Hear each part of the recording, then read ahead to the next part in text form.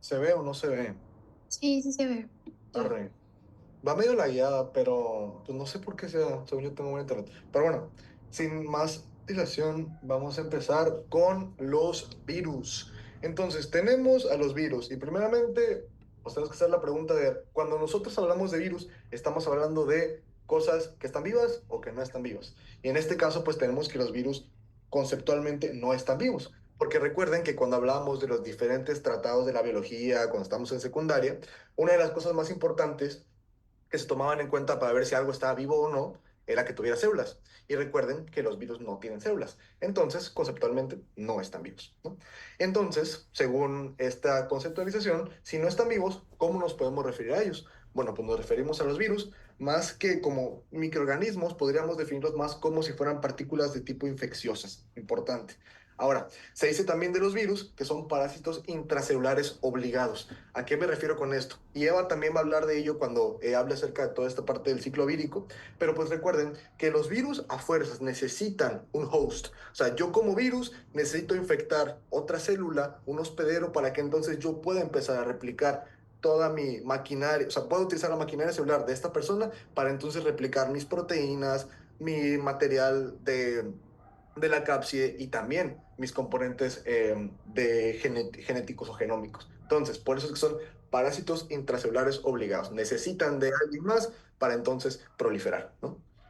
Otra cosa importante, se ensamblan, no se replican. Bueno, esto es como algo conceptualmente, o sea, que quería de que, dejar claro conceptualmente, porque pues más que replicarse los virus, se ensamblan, porque recuerden que lo que hacen es entrar a la célula, utilizar nuestra maquinaria y entonces hacer como diferentes, y justo por eso les puse este dibujito, estos legos. ¿Por qué? Porque recuerden que los virus empiezan a hacer diferentes estructuras y al final de cuentas, ¡pum! Esas estructuras terminan ensamblándose una con otra, haciendo entonces virus que entonces van a salir hacia la célula y pues infectar diferentes partes. Entonces, eso es importante. Luego tenemos, es que no se está viendo que lo que estoy haciendo, no sé por qué, va todo lagueado. Pero bueno, luego tenemos la diseminación por lisis. Igual lo vamos a ver ahora que Eva nos explique toda esta parte del ciclo vírico, pero recuerden que los virus, una de las formas más famosas por las cuales se van a diseminar es, pongan ustedes que esta es la célula y fue infectada por el virus. Recuerden que entonces el virus, una de las formas más comunes por las que logra infectar a más cosas es hace lisis, produce lisis, se rompe la célula y lo empieza a diseminar. Sin embargo, se ha descubierto que hay otras formas por las cuales los virus también pueden llegar a replicarse o a ensamblarse, mejor dicho, ¿no? Y luego tenemos que es esta, a través de la CGM, que CGM significa la célula gigante multinucleada. La célula gigante multinucleada es este clump, o sea, va a ser como este cúmulo de células, pero que están infectadas por un virus y que cada vez va proliferando, proliferando, proliferando, pero que siguen en un espacio mismo compacto. Y esto se puede ver en diferentes tipos de virus, pero pues era también sobre todo para que no solo es por lisis que se van a poder diseminar a través del cuerpo, sino también a través de estas estructuras como las células gigantes multinucleadas. Y otra parte muy importante que ahorita vamos a ver en cuanto a su estructura es que cuando queremos clasificarlos, los podríamos clasificar de diferentes maneras, pero en cuanto a sus componentes morfológicos y estructurales, podríamos decir que está los de cápside desnuda y los envueltos, que ahorita vamos a ahondar específicamente en cada uno de ellos, pero pues que sepan que existen los desnudos y los envueltos. Y aquí vemos un desnudo y vemos un envuelto. Luego tenemos la clasificación de los virus. E igual que como ocurría cuando estábamos hablando acerca de los organismos, microorganismos, etcétera, hay muchísimas formas en las que nosotros podemos clasificar a los virus. Por ejemplo, por sus características bioquímicas, es decir, por ejemplo, a lo mejor un virus tiene la característica de que puede metabolizar cierto metabolito y luego convertirlo en otro, por los medios de transmisión por los que se va a propagar, por la enfermedad que causa, por las células hospedadoras o células diana que le gusta infectar o, por ejemplo, el tejido u órgano, es decir, ¿cuál es su tropismo? Recuerden que cuando hablamos de tropismo, hablamos como de este concepto en el cual decimos, el tropismo de un virus o de cierto virus va a ser la célula A. Entonces, si esta célula, este es el virus, si este virus tiene tropismo a esta célula, significa que este está prone a infectar a esta célula, o sea, le gusta infectar a esta célula. A lo mejor aquí tiene cierta molécula, cierto receptor, en el cual tiene muchísima más afinidad y logra infectar. Eso es el tropismo. Pero deje esta para lo último, que es que lo podemos también clasificar de una manera estructural, es decir, por su tamaño, su morfología, por su ácido nucleico y también esta de aquí, derecho, a la cual le dediqué un espacio en específico, que es la clasificación de Baltimore. Probablemente lo vieron un poquillo en clase, ya me comentarán si no, si sí, pero pues la clasificación de Baltimore, recuerden que es este tipo de diseminación de los virus, donde los vamos a ir agrupando dependiendo de su material genético. Recuerden que entonces aquí se pueden distinguir 7 grupos importantes y cada uno va a variar dependiendo de cómo está estructurado, conformada su información genética. Recuerden que el grupo uno va a ser aquel que tiene el DNA, o sea, es ácido desoxirribonucleico, pero la característica es que es double-stranded. Luego tenemos el grupo 2 que es DNA, pero es single-stranded, y así nos vamos a ir. Y una característica importante podría ser estos dos, que vemos como este es single-stranded y este es double-stranded. Pero la característica que tienen el 6 y el 7 es que estos son los que hacen uso de la reverse transcriptase o la llamada transcriptasa inversa.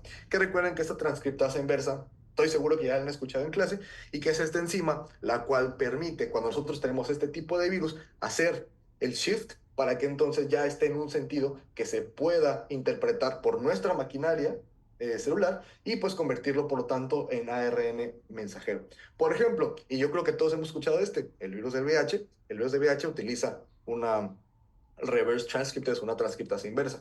Y por eso, yo estoy seguro que también han escuchado que los tratamientos para el VIH son retrovirales. Bueno, ¿por qué son retrovirales? Porque atacan específicamente este tipo de virus y la enzima de la transcriptasa inversa. Pues ahí como que todo empieza a cobrar sentido de una manera clínica.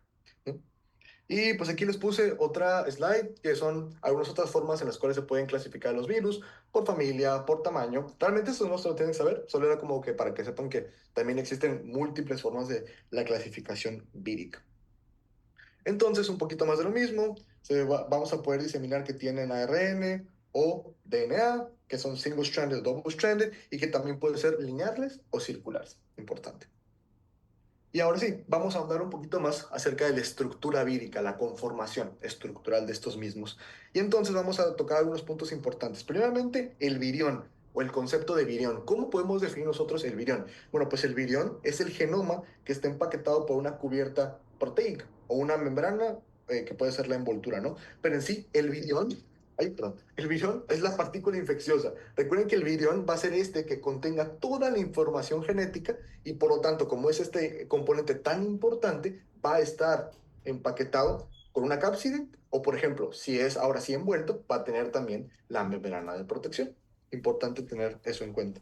Luego tenemos nucleocápside contra cápside. A mí me costó, me acuerdo que mucho trabajo como entender a qué se refería esto y justo se los voy a poner aquí en marcador.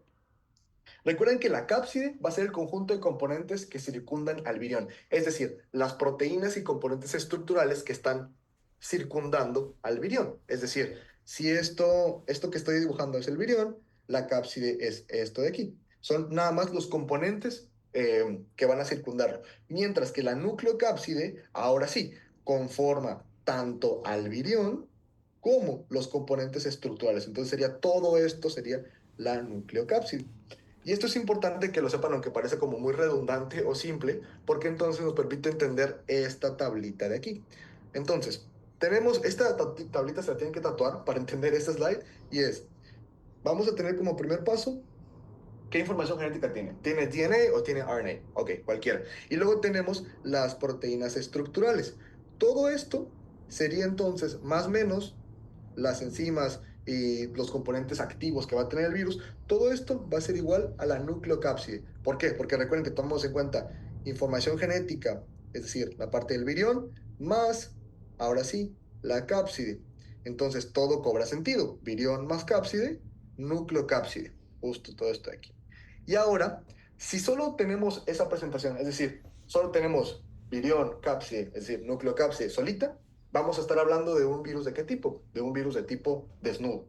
Ahora, si le agregamos un componente más, que va a ser este de aquí, que es una membrana, entonces ahora sí hablamos de un virus que es de tipo envuelto, ¿no? Y pues la pregunta es, por ejemplo, o sea, ¿por qué es importante saber esto? Bueno, es importante saber esto porque ahora que veamos las siguientes diapositivas referentes a cada uno de ellos, las características que brinda la membrana y las características que brinda la cápside hacen que sean resistentes y o susceptibles a diferentes medios. Entonces, solo para que sepan que por eso es importante saberlo. Y luego tenemos cómo se adhieren a la célula diana. Bueno, pues se van a adherir a través de las llamadas PARs, que son las proteínas de adhesión vírica. Y aquí les puse capa externa, los desnudos contra los envueltos. Entonces vamos a empezar con los desnudos. Los desnudos ya vimos que son aquellos donde tienen virión, cápside, igual a núcleo cápside y ya, no tienen nada más. Entonces, tenemos que, ¿cómo se van a conformar? Obviamente por proteínas estructurales. Y aquí les puse algunos números. Por ejemplo, 5 protrómeros van a conformar un capsómero y 12 capsómeros una cápside completa. Realmente siento que esto está medio rebuscado, pero pues se los puse porque hace referencia justo a esta imagen. Es como que para que sepan qué es lo que significa. Ahora, esto sí es muy importante. Les diría que estos 3 puntos, bueno, estos 2 puntos más que el segundo y el tercero, son lo más importante de ese slide. Es cómo se transmiten y a qué son resistentes. Entonces, ¿cómo se van a transmitir? Estos pueden propagarse fácilmente en la parte o por medios que sean fomites o fómites. Recuerden que los fómites son estas superficies en las cuales, por ejemplo, caen ciertas partículas y aquí se van a diseminar. O a través de las manos, en polvos o pequeñas gotas. Y uno de los medios por los cuales más se propagan este tipo de virus van a ser, por ejemplo, a través del fecalismo.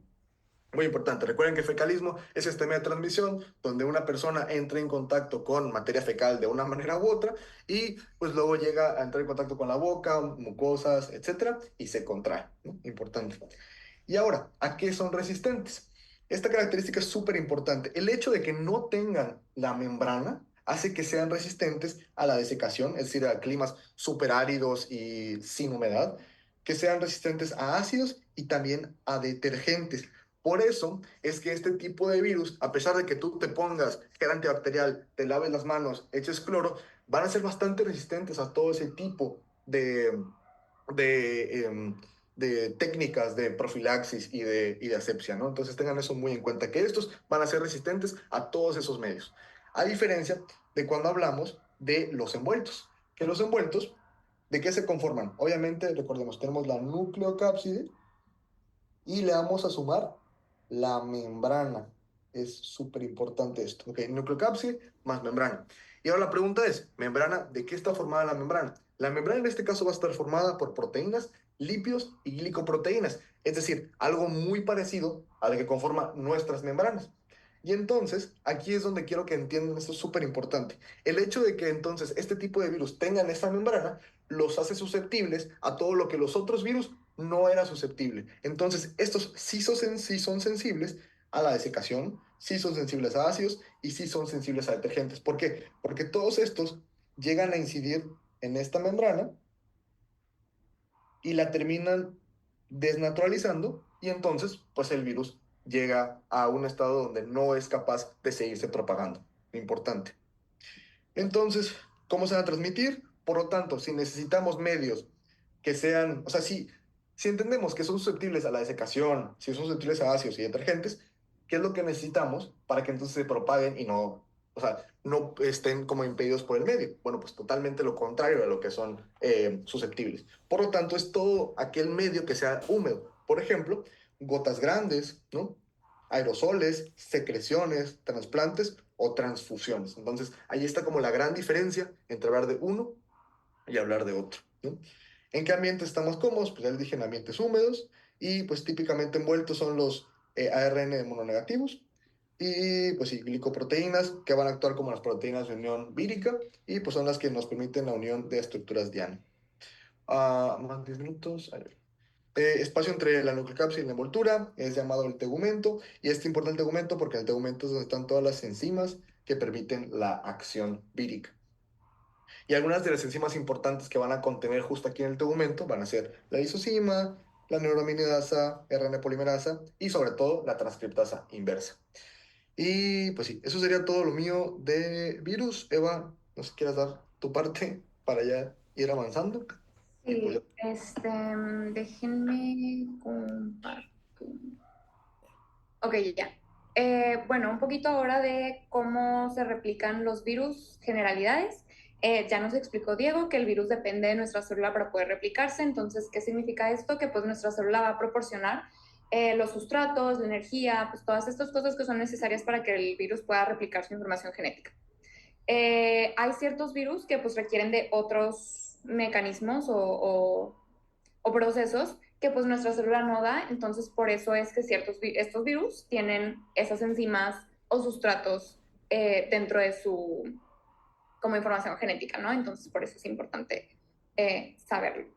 Y pues se divide en dos fases, la temprana y la tardía. Esta fotito básicamente como que explica todo en overview, pero ahorita vamos a ver como pasito por pasito. Ok.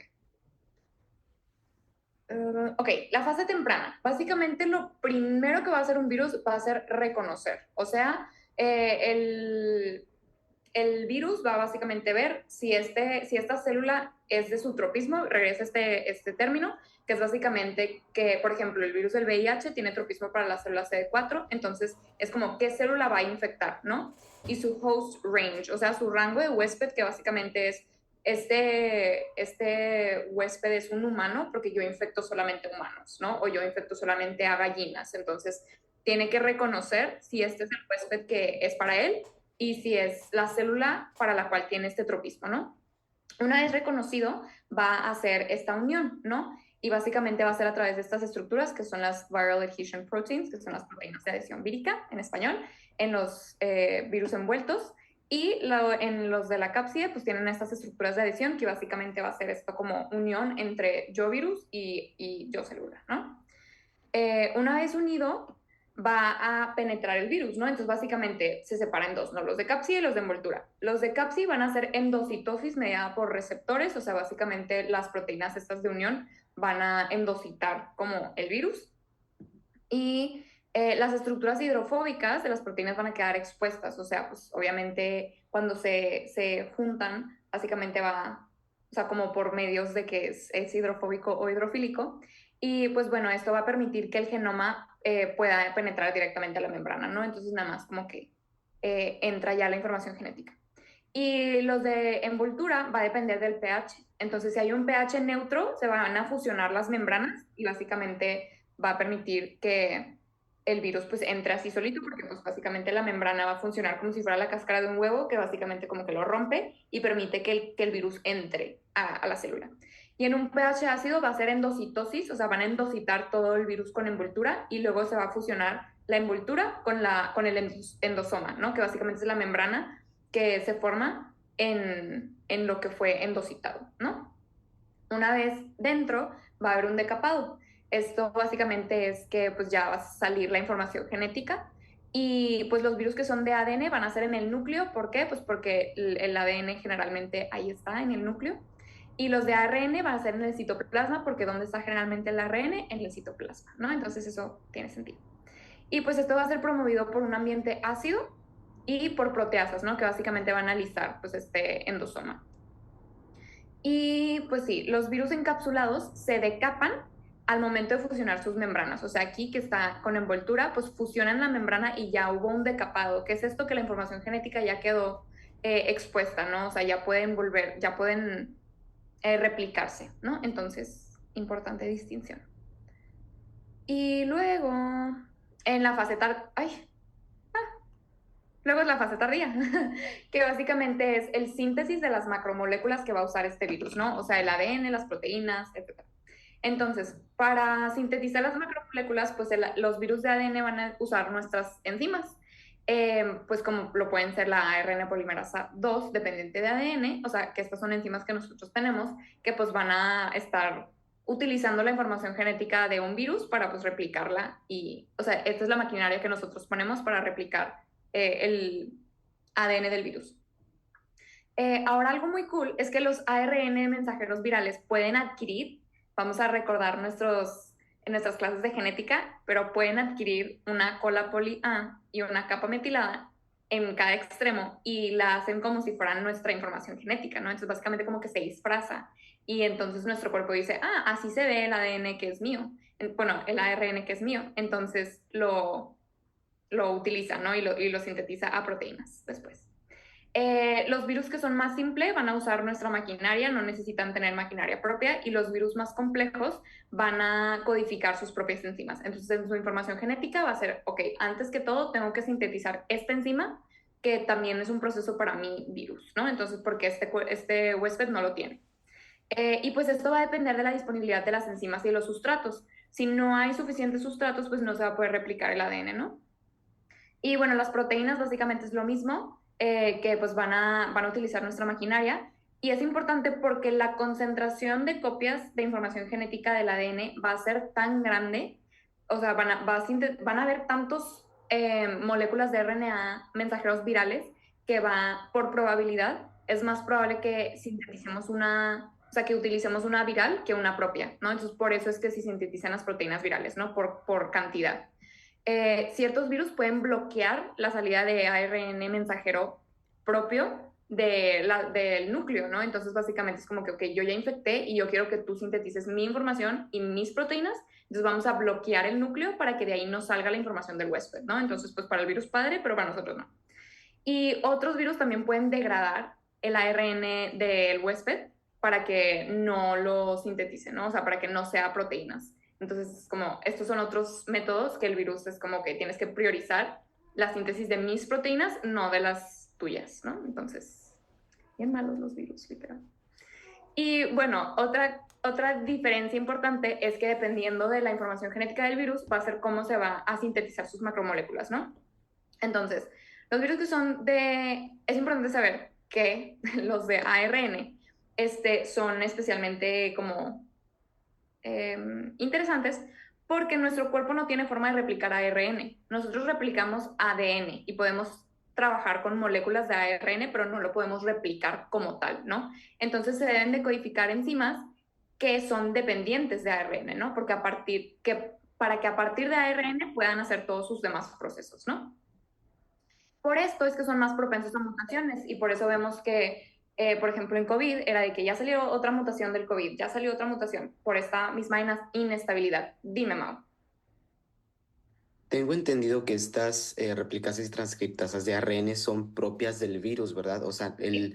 O sea, el virus puede codificar de que en su genoma para poder utilizar de que la maquinaria de la célula para hacer estas transcriptasas o replicasas, o el virus ya cuenta con ellas desde la infección. Depende. Hay ciertos virus que ya tienen estas enzimas, como lo que puede ser la transcriptasa inversa.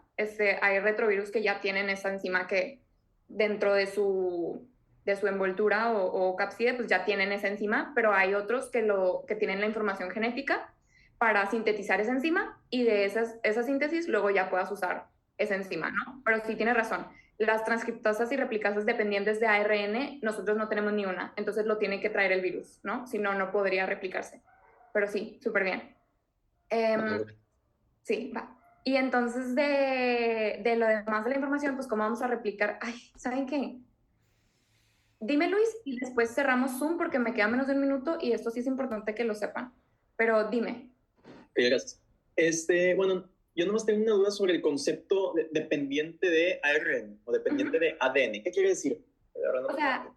si tú bien recuerdas, nosotros cuando es nuestro proceso de síntesis de proteínas, vamos a utilizar el ADN como template para de ahí que salga una molécula de ARN y de ese ARN se puede hacer la proteína, ¿no? Entonces, esa enzima es dependiente de ADN, porque del ADN saca su información genética. O sea, esa es la base. La base de esas enzimas es el ADN. De los virus, como tienen de molécula base ARN, tiene que ser una que sea dependiente de ARN, o sea, que no necesite el ADN. Pero ¿Quedó? si no se puede replicar el ARN, pues, ¿cómo le hace? O sea, Porque tiene,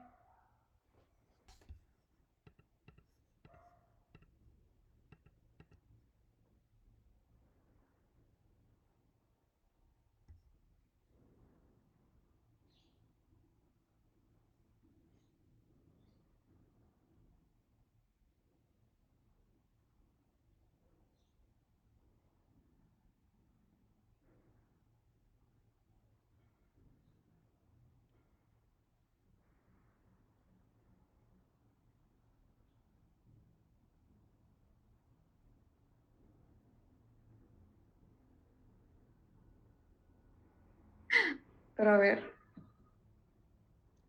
Me cortó en una explicación importante. Admit. Ok.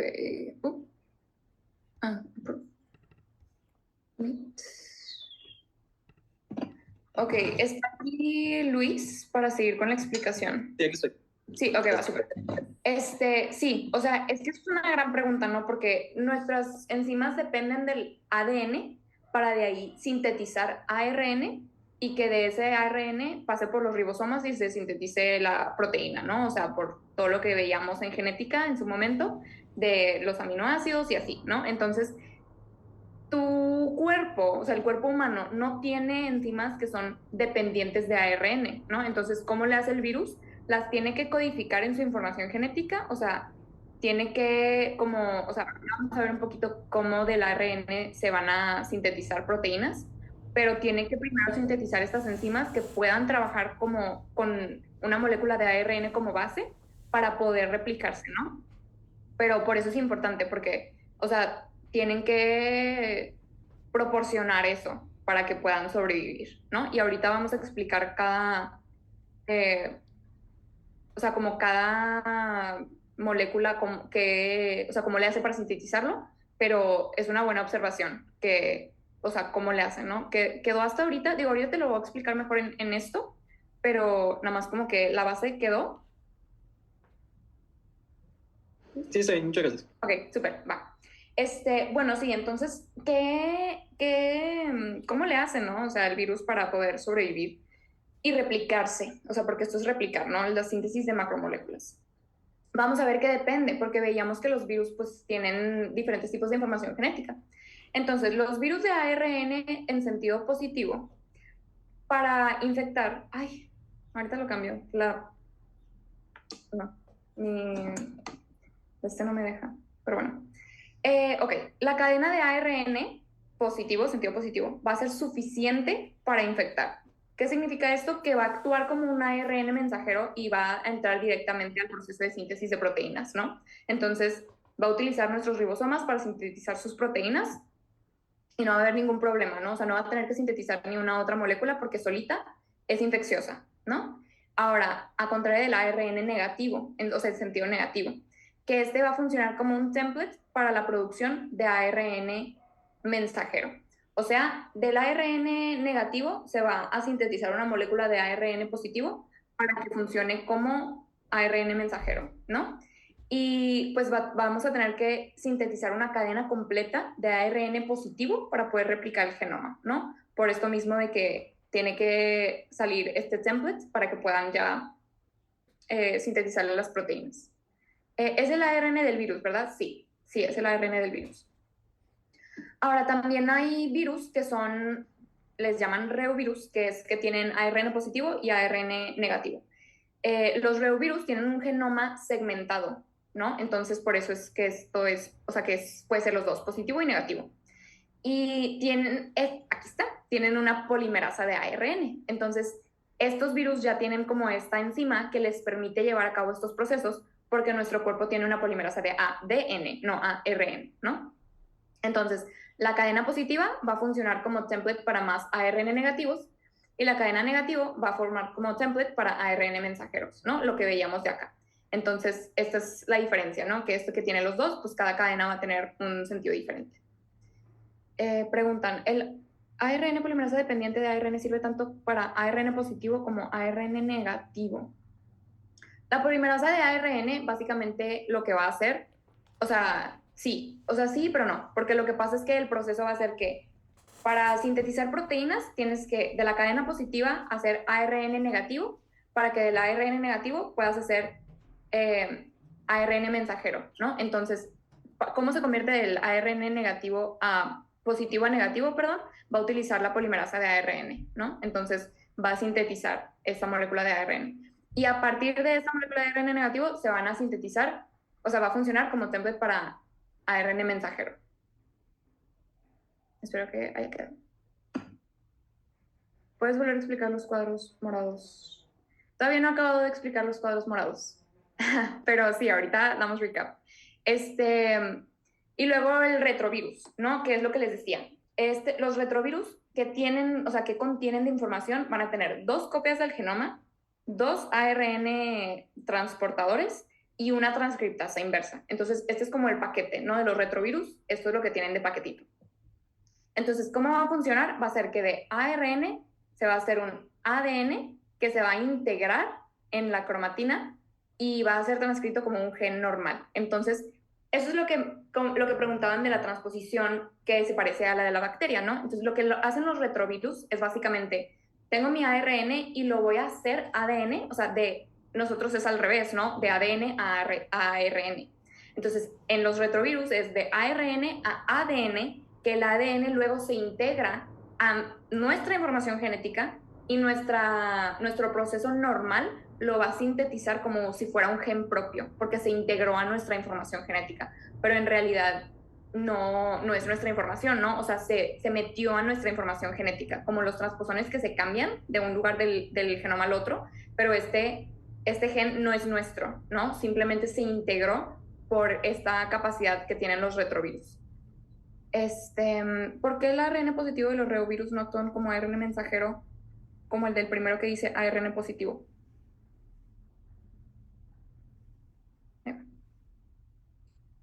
Porque el ARN positivo... A ver, pausa. Déjame ver si entiendo la pregunta bien. Perdonen. Es que me las mandan por privado y parece que estoy como que... es tipo... sacándome preguntas de la nada.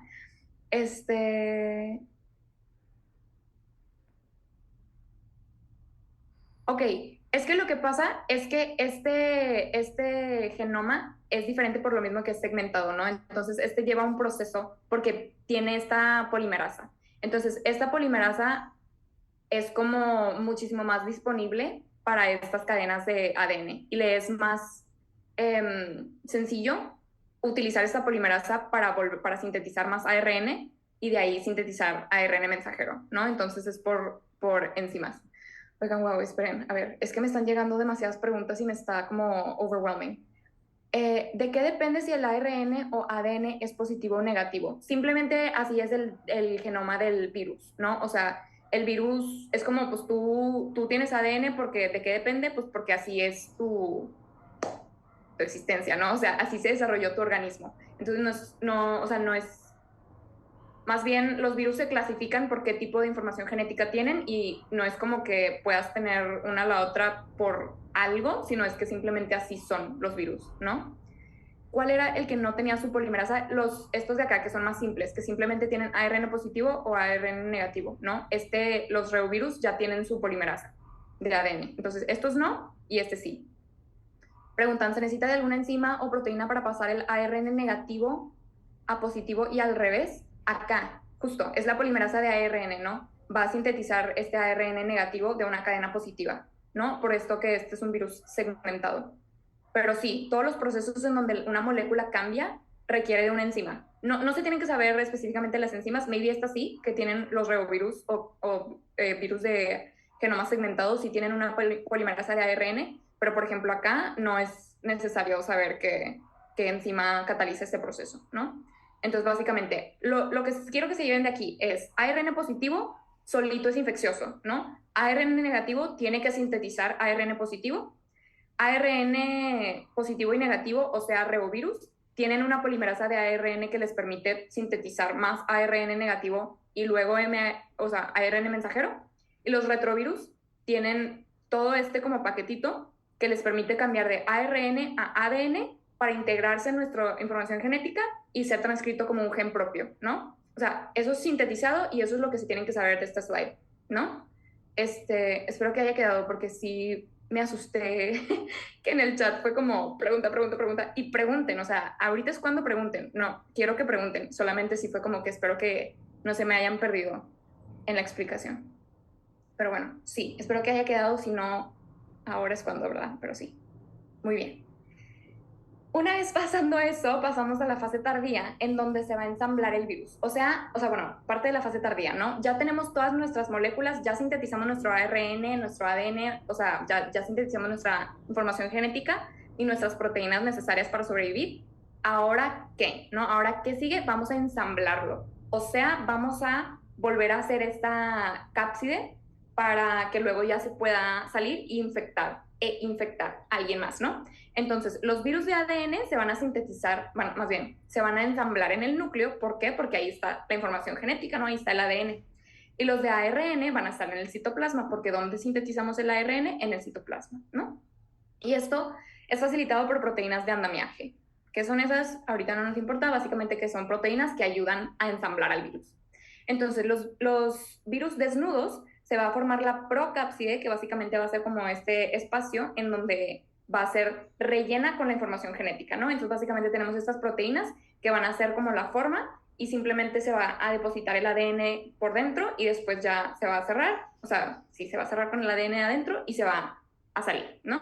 Y los envueltos pues van a sacar su envoltura de la membrana de la célula que infectaron, ¿no? Entonces, las proteínas, que son proteínas de adhesión víricas y otras glucoproteínas que están en la envoltura, se van a poner en la membrana. Básicamente es como que tú estás adornando la membrana y de ahí se va a acercar la nucleocápside hacia la membrana, va a llevarse este pedacito de la membrana porque va a ser como este bulto y se lo va a llevar y va a ser la membrana con las proteínas, va a funcionar como la envoltura del virus, ¿no?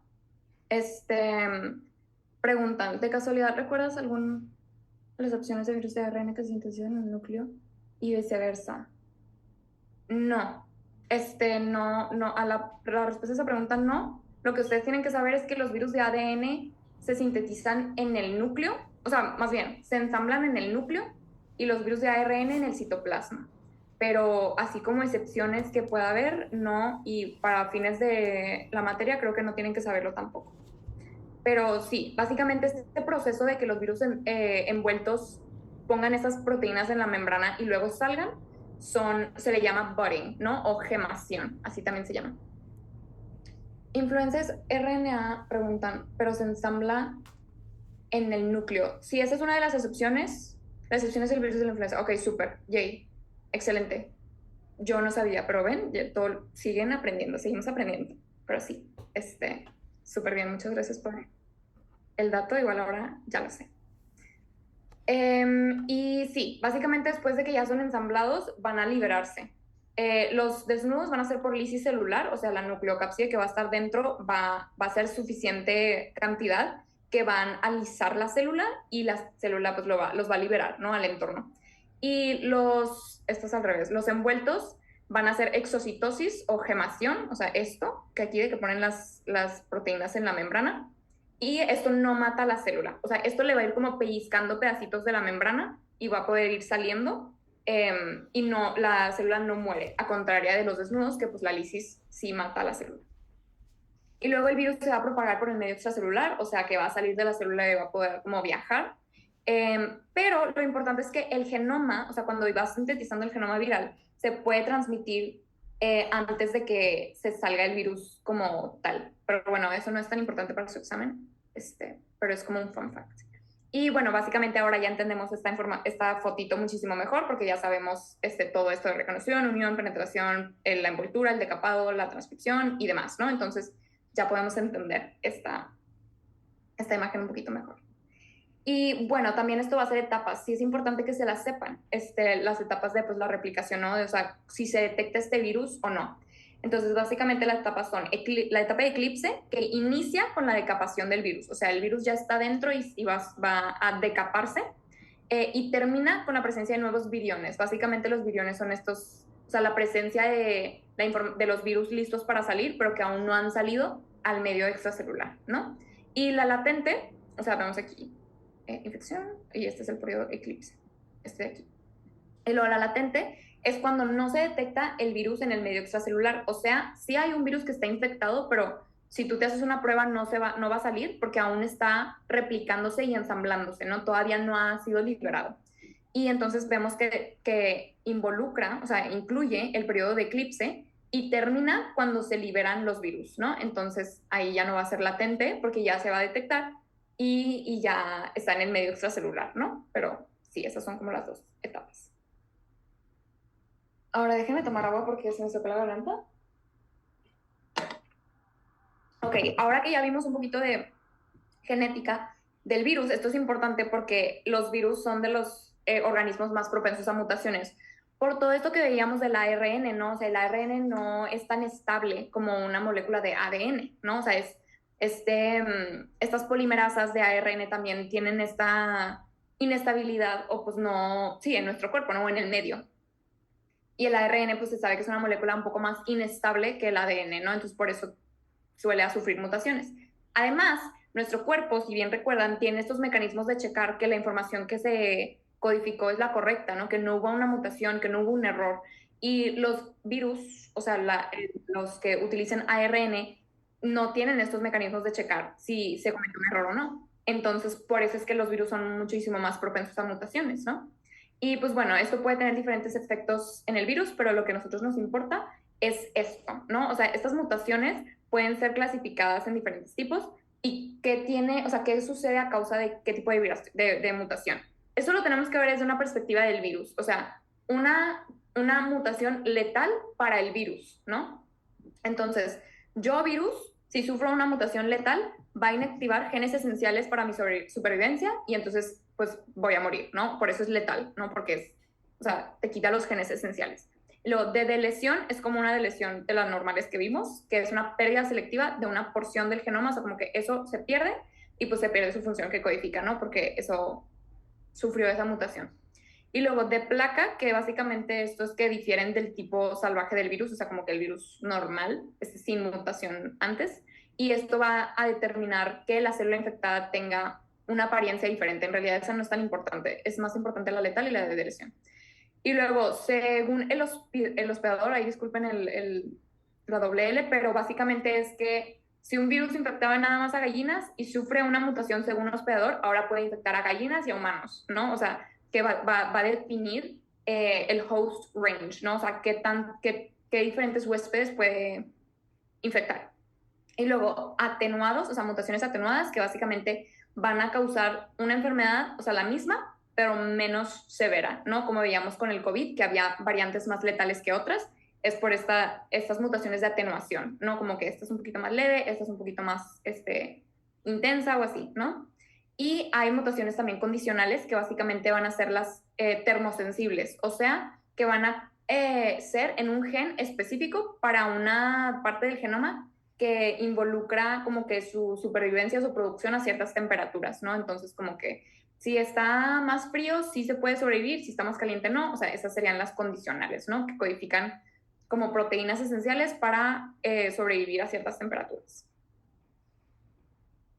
Y luego, también hay este intercambio genético, como veíamos en las bacterias, que también hay intercambio genético, en los virus también. Entonces, estos son 4 tipos y se dividen así.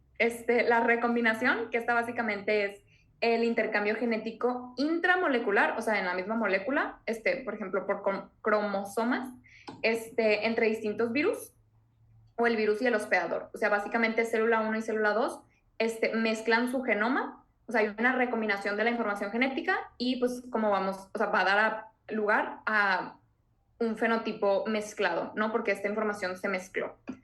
Ahora hay redistribución, que básicamente solamente sucede cuando hay virus con genoma segmentado, de lo que veíamos de que los que son reovirus son segmentados.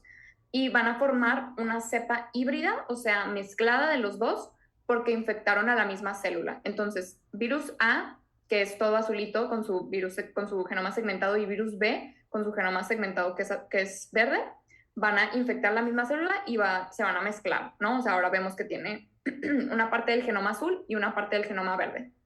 Entonces, por esto va a dar esta mezcla fenotípica también. Pero la redistribución ocurre, importante, en virus con genoma segmentado.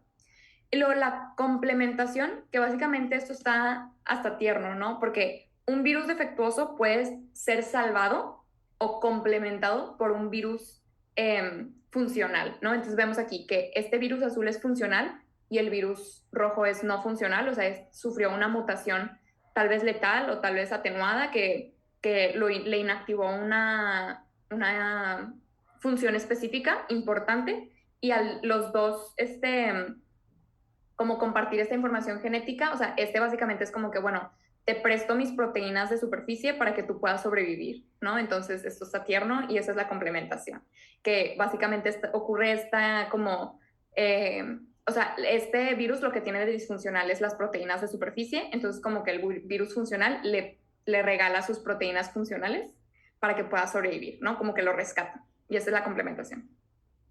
Y luego la mezcla fenotípica, que básicamente es esta coinfección de una célula con dos virus, entonces es virus A y virus B, y al haber esta coinfección hay una como mezcla, y entonces el virus, o sea, esto es importante porque va a ser el virus como la replicación, pues como el hijo, la progenia, así se le llama, va a ser el genoma del virus A con las proteínas del virus B, y luego cuando se vuelva a replicar, pues vemos que el genoma es todo azul, ¿no? Entonces, el fenotipo después va a ser todo azul en la progenia 2 porque pues va a utilizar su información genética para sintetizar sus proteínas y pues va a ser de la cantidad, o sea, la información genética que tenga, ¿no? Entonces va a ser un híbrido en la primera progenia y después va a regresar como a sus proteínas estructurales que van ad hoc con su información genética. Pero sí. Y bueno, luego también es importante saber qué es antigenic shift y antigenic drift. Robbie, dime. En la parte de complementación, Sí. tienen que ser los virus iguales, ¿verdad? O sea, tienen que ser de que de la misma enfermedad puede ser diferentes y que casualmente, o sea, puedan emplear eso. Tienen que tener cierta familiaridad, o sea, puede suceder entre virus de la misma familia, no necesariamente el mismo tal cual, pero sí que tengan esta como, o sea, compatibilidad, ¿no? De similitudes, pero sí. Ya, o sea, no ocupa ser de que la misma especie, solo la familia. Tengo entendido que no ocupa ser la misma especie, pero no, o sea, te lo checo y te digo, ¿sí? Pero tengo entendido que puede ser, o sea, con que sea de la misma familia, puede suceder. Va, súper, gracias. Y bueno, antigenic shift y drift, básicamente el drift es como si yo se los ponía como que si fuera un superhéroe, les decía de que si fuera Iron Man, y hay una mutación puntual que le da como un superpoder, o sea, no sé, Iron Man, pues saben cómo es, y tiene un nuevo como update en su como traje que le da un superpoder extra. ¿Qué pasó? Se me pauseó ok, ya. Me iba a súper de que, ok, es que mi compu hizo algo raro. Es que la grabación, ok, ya, sorry. Iba de que a freakear, pero bueno. Iron Man tiene un nuevo update, esa es la point mutation, o sea, la mutación puntual, que le da como este superpoder extra y entonces lo permite ser más virulento y entonces eso se asocia con una epidemia, ¿no? O sea, de que es como una mejoría puntual y por eso se le llama como antigenic drift, ¿no? Entonces, y se asocia a epidemias. Y el antigenic shift es de la redistribución que veíamos ahorita, que es un tipo de intercambio genético. Y entonces, dos virus infectan la misma célula, hay esta redistribución de la información genética y sale una cepa híbrida muchísimo más potente. Y esto es como les ponía de que, no sé, Iron Man y Superman mezcla fusión y hacen un super Iron Man increíble y por eso se asocia con pandemias, ¿no? Entonces por eso ese es antigenic shift, ¿no? Que es como esta combinación de dos cosas y es de que sale lo mejor de lo mejor y entonces por eso está una pandemia, ¿no? Porque se recombinó, se redistribuyó, perdón, todo, o sea, la información genética y sale como ultravirus que se asocia con pandemias, ¿no? Y semana 3 es cortita, entonces le seguimos dando, ¿no? Como para igual no alargársela tanto. Solamente déjenme tomar agua, porque como que sí se me fue ahí. Pero bueno, sí. Ok, hongos. Otro microorganismo totalmente diferente y a mí como que me gusta más porque lo veo más, o sea, el virus como que pues no lo veo y el hongo sí. Entonces, ¿qué hacen los hongos? Básicamente degradan materia orgánica, o sea, de eso se nutren, ¿no? Son heterótrofos, que eso significa que no hacen su propio alimento, ¿no? Entonces tienen que comer materia externa. Y esto se divide en estas diferentes como formas de explicarlo, ¿no? Que son los saprófitos, que se nutren de materia muerta, o sea, cuando vemos un árbol caído, o sea, de que así ya murió, y está lleno de hongos, es porque ese árbol está muerto y pues ese hongo tiene, o sea, es un saprófito, ¿no? Se está alimentando de materia muerta o en decomposición. Y luego simbiontes, que básicamente es la relación que tiene dos organismos que viven juntos y ambos se benefician, ¿no? Entonces, como, no les sé decir un ejemplo específico de hongos, pero que yo gano algo de esa relación y tú también ganas algo de esa relación, ¿no? Entonces, simbiontes. Y luego, comensales es que viven en una relación cercana, o sea, está cerca, tampoco es como que juntos, pero en relación cercana, y uno se beneficia y el otro X. O sea, es como esos animales que tienen, este, como los animalitos en la espalda. No sé si maybe no saben de qué estoy hablando, pero yo veía mucho Animal Planet y así. Pero bueno, es como uno me relaciono y que este animal me da algo de beneficio y al otro animal le da igual. O sea, no lo perjudica, pero tampoco lo beneficia, ¿no? Y luego están los parásitos, que es que tal cual uno se beneficia y el otro sale perjudicado, ¿no? Entonces, el parasitismo, ¿no? Estos son patógenos y estos son los hongos que nos incumben a nosotros en el área de salud. ¿Por qué? Pues porque esto va a hacer daño al huésped y esto se da mucho en pacientes inmunocomprometidos. ¿Qué es esto? Que es básicamente que sufres una inmunosupresión y entonces pueden triunfar los organismos que son como parasitísticos, que te hacen a ti un daño y ellos se benefician. Y a estos hongos específicamente se le llaman hongos oportunistas. ¿Por qué? Porque pueden ser parte de nuestra microbiota normal, de la piel o del tracto gastrointestinal, pero cuando sufres una inmunosupresión, proliferan de más, entonces te empiezan a hacer un daño, ¿no? Entonces, cuando ven la oportunidad, proliferan. Por eso, hongos oportunistas, ¿no? Y bueno, los hongos son del reino fungi, son eucariotas, tienen una pared celular rígida, que está, esto es importante, compuesta de quitina y glucano, y tienen una membrana celular con ergosterol. O sea, es diferente, no es colesterol, es ergosterol, ¿no? En la membrana celular. Pueden ser unicelulares y multicelulares, y se dividen en morfología como levaduras y mohos. Entonces, ¿qué hacen diferentes? Si sabemos que son dos cosas diferentes, tenemos que ver las diferencias, ¿no? Entonces, las levaduras se van a reproducir por gemación o fisión, lo que veíamos de que de una célula simplemente como que se pellizca y se hacen dos. Y estas células en su proceso de gemación pueden alargarse y no separarse como tal y forman estas pseudohifas, ¿no? Que son como que parecen una hifa que ahorita vamos a ver, pero pues no son, ¿no? O sea, son estas células que sí son como independientes y parece ser una hifa, pero pues no es. Las levaduras generalmente son unicelulares y importante cómo se ven las colonias, ¿no? Entonces las levaduras, vean aquí, son colonias redondas, son pálidas, se ven mucoides, o sea, yo lo veo como slimy, o sea, si tú lo ves y lo tocas parece que está como slimy, o sea, está como así.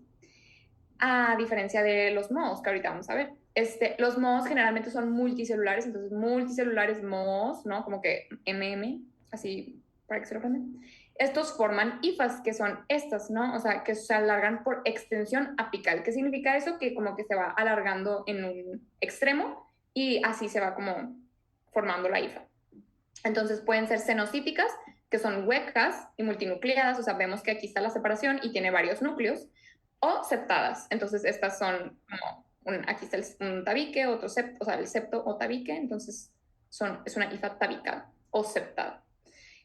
Muchas hifas se pueden unir para formar un micelio, que básicamente es como muchas hifas juntas. Y importante, estos producen colonias filamentosas, peludas y lanosas. ¿Qué significa eso? Así. O sea, si lo vemos así lado a lado, son peludas, son lanosas, o sea, si vean de que se ve que si lo tocas está como, pues sí, como lanoso, ¿no? O sea, está como, bueno, a mí me da mil más de que problema no que la levadura, pero vean, o sea, vean esta, o sea, está chiquitita, digo, también la levadura es más grande, ¿verdad? Pero no está peluda, no está tan colorida, o sea, está pálida, ¿no? Y vean esta, está súper colorida y así. Pero sí, importante, filamentosa, peluda, lanosa, ¿no? O sea, vean, parece que son pelitos o filamentos, peluda, o sea, lanosa, está como, pues sí, sí, no sé cómo más describirlo, pero sí, me recuerdo que venía una pregunta en el examen de eso, ¿no? De que, ¿cómo se ve una colonia de moho? Y entonces tienes que saber que es peluda, filamentosa y lanosa, ¿no? O sea, así. Y entonces, bueno, los mohos producen estas hifas que pueden ser hifas vegetativas o hifas aéreas, ¿no? Entonces, las vegetativas básicamente son las que crecen en o por debajo del medio. O sea, yo les ponía el ejemplo en la clase semanal. Ah, dime, Mau. Sí, perdón, en esta foto, ¿cuál sería como la micelio, perdón? O sea, ¿cuáles son las hifas? O sea, ¿cómo es el micelio como en estas imágenes del moho? Sí, va, o sea, ve. Esta está más didáctica porque es como estas líneas muy como estructuradas que ves que decía aquí que o sea, muchas hifas se juntan para formar un micelio. Básicamente esto vendría siendo el micelio, o sea, que está como todas estas hifas juntas y las hifas son más, o sea, se ven más al microscopio, que son como esas estructuras alargadas de crecimiento como así más alargadito, que todas se juntan para formar este micelio, ¿no? Que es como el circulito. Entonces, si tú lo estás viendo así a simple vista, esto es un micelio, y si lo ves bajo el microscopio y ves como la estructura, que son como estas líneas así, esas vendrían siendo las hifas. Ah, gracias. Me preguntan, cuando se echa a perder el pan, ¿son levaduras o mohos? Son mohos. Son mohos. ¿Por qué me ponen? Porque el pan echado a perder huele a levadura, pero se ve como un moho. Es que si tú bien sabes y bien recuerdas, el pan, cuando se hace el pan, se hace con levadura, ¿no? Entonces, y también ahorita vamos a ver algo muy cool que se llama hongo dimórfico, que es un hongo que puede ser tanto levadura como moho, ¿no? Entonces, justo en el ejemplo del pan, cuando se te echa a perder el pan y ves cómo se ve la colonia, si tiene la pregunta, ¿qué es? ¿Levadura o moho? ¿Cómo se ve la colonia? Se ve peluda, filamentosa, se ve así como esta. Eso es un moho, ¿no? O sea, eso ahorita es un moho. Además que vamos a ver que el crecimiento de los mohos y las levaduras depende también de la temperatura. Pero sí, cuando el pan se te hace feo y le crece moho, lo que ves por encima, así sobresalido del medio de cultivo que vendría siendo el pan, son hifas aéreas, que básicamente son los que se proyectan por encima del medio. El medio vendría siendo la rebanada del pan, ¿no? Y estas le ayudan a la reproducción. Entonces, estas pueden producir conidios, que ahorita nos va a explicar un poquito más Diego de eso, que son unos elementos para la reproducción asexual del moho, ¿no? Y las hifas vegetativas, o sea, lo que crece por el pan, o sea, si la rebanada es así, en el centro del pan, o sea, si tú lo llegaras a cortar para ver por adentro, esas son hifas vegetativas que le permiten al moho nutrirse, ¿no? Entonces, en este medio igual, lo que está dentro del agar va a ser una hifa vegetativa. Lo que sobresale son hifas aéreas, ¿no? Y la vegetativa es para nutrición y la aérea es para reproducción, ¿no? Entonces, sí. Y aquí es lo que les decía de los hongos dimórficos, ¿no? O sea, estos pueden ser tanto mohos como levaduras, o sea, se pueden intercambiar dependiendo de las condiciones ambientales y de los nutrientes también disponibles. Entonces, ¿de qué depende o sea, qué condiciones tiene que cumplir para ser moho o levadura? Aquí está, ¿no? Los mohos generalmente son a temperatura ambiente, o sea, 25 grados. Digo, aquí temperatura ambiente no es 25 grados, pero digamos que sí es 25 grados. Entonces es relativamente fresquito, ¿no? O sea, como que frío, frío, fresco, y pueden crecer con cierta escasez de nutrientes. O sea, no tienen que estar aquí en el superambiente super nutritivo, no, de que puede ser, ok, no hay tantos nutrientes, pero sí crece un moho. Entonces, estos se dan también como en edificios que ya están súper abandonados o mal cuidados y está frío o no sé, tenías un clima, y whatever, ¿no? De que cosas así, o sea, se ve mucho en el ambiente, ¿no? Por esto mismo de que es temperatura ambiente. Entonces, en laboratorios que también tienes pues relativamente frío, si no los cuidas en la esquina, es que ahí hay una esquina, en la esquina se te puede hacer un moho, ¿no? O sea, crece el moho, porque esas son las condiciones óptimas para un moho. En cambio, la levadura, esta crece en una temperatura óptima de 37 grados centígrados. Y si ustedes bien recuerdan que esto es importante para la clínica, nuestro cuerpo está alrededor de 37 grados centígrados. Entonces, si a un humano le da una infección por un hongo, es una infección de una levadura, ¿no? O sea, está en la forma de levadura porque las levaduras triunfan en la temperatura corporal del ser humano, ¿no? Entonces, eso es importante. Y bueno, pues eso también requieren de más cantidad de nutrientes y pues la verdad no es por nada, pero nuestro cuerpo tiene todos los nutrientes y más para triunfar. Y aquí es por eso lo que les pongo, no las micosis en humanos. ¿Por qué? Por esto de la temperatura. El ambiente muy caliente, tipo estados a 50 grados, ¿podría crecer levadura fuera del cuerpo? Fíjate que no lo sé. Eso es una gran pregunta. No lo sé. Porque, por ejemplo, lo de el sourdough starter, para aquellos que les gusta hacer pan, que tienen que poner, o sea, para el sourdough le tienen que poner esta levadura, o sea, eso es un hongo, está vivo, ¿no? O sea, es una levadura. Y lo tienes que como poner en un medio, así como que más calientito, más para que triunfe, pero tengo entendido que después como que lo coces y pues son temperaturas muchísimo más grandes, o sea, más altas que 50 grados centígrados. No sé si el hongo muera o sobreviva. Eso es una gran pregunta, y la verdad no lo sé. Pero te lo puedo checar si quieres y te aviso por el chat luego.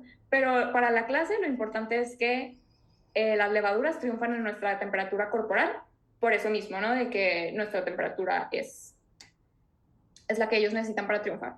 Esa pregunta, fíjate que se me hizo muy interesante. Perdóname que no tengo la respuesta ahorita, pero lo investigo y te aviso. Y esto es de parte de Diego. Mira, es más, te lo investigo ahorita mientras Diego da su parte y te doy la respuesta. Pero sí, Diego, ¿estás aquí para continuar? Sí, pero no quieres de que abrir ya el último, porque quedan que 3 minutos. Ok, va. Bueno, cerramos y abrimos otra sesión, ¿va? Va.